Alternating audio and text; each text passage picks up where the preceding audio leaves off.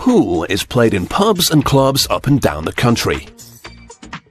Although there are many different variations on the rules, most of us know the general gist of the game.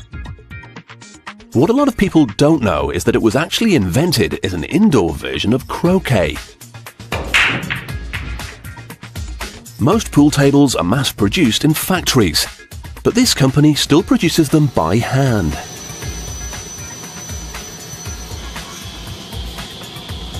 First, panels for the tabletop and sides are cut to size. Then, a layer of glue is added so an imitation wood panel can be stuck on top.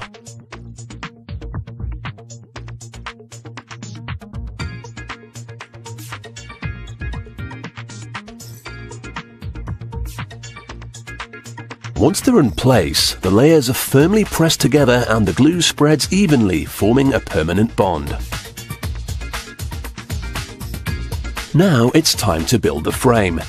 This is the part of the table you will be leaving your change on when you're waiting for a game.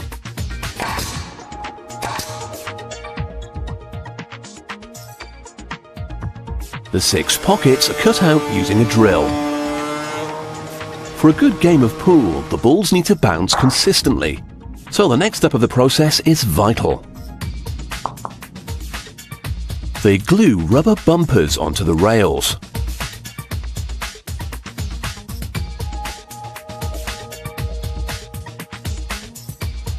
When they're covered, these will be the cushions, and they'll make sure that the balls rebound evenly every time.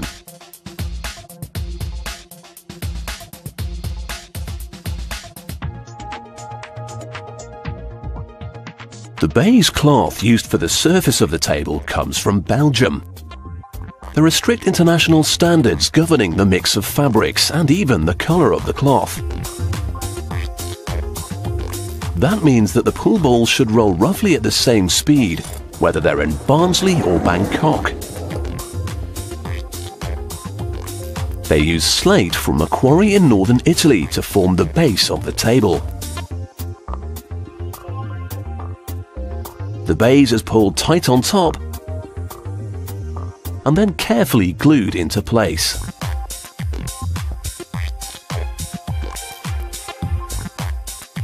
Then they smooth out the edges and pockets to make sure there are no creases.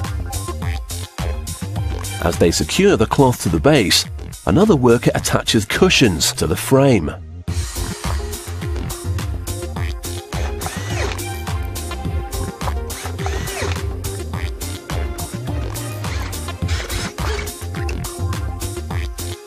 The next stage of construction is the internal workings of the table. This mechanism controls the movement of the balls when they go down a pocket.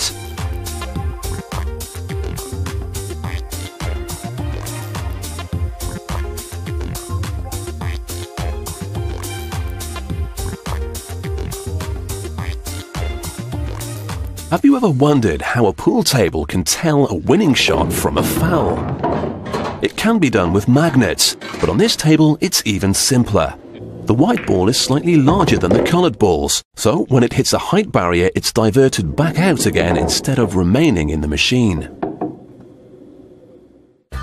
The ball release system is controlled by a gearing mechanism, which requires battery power to keep it running. These batteries generally last up to 3 years before they need replacing.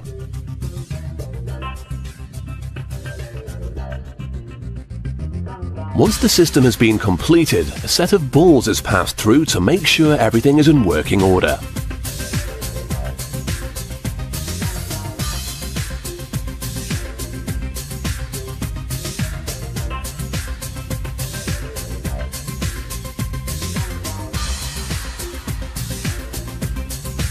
A few tweaks here and there, and it's finished. Now it's time to put the body of the table together.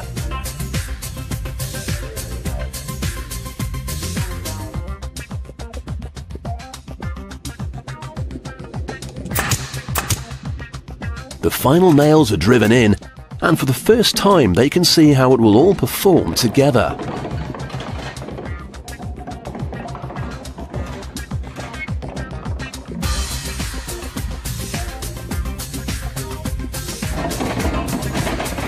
The release system is also tested to make sure that the players can start a new game.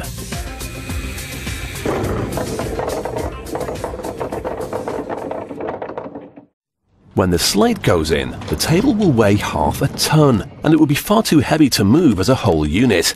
So the final assembly takes place on site. First, they fit adjustable legs.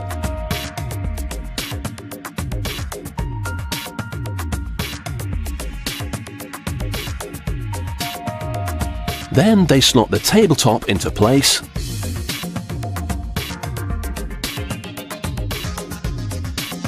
And they add the frame on top.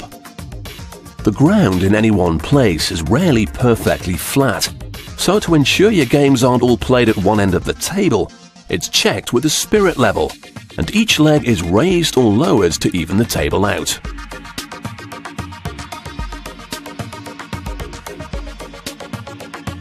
So the next time you're on a losing streak, before you start blaming the table, just think of all the precision work that went into building it.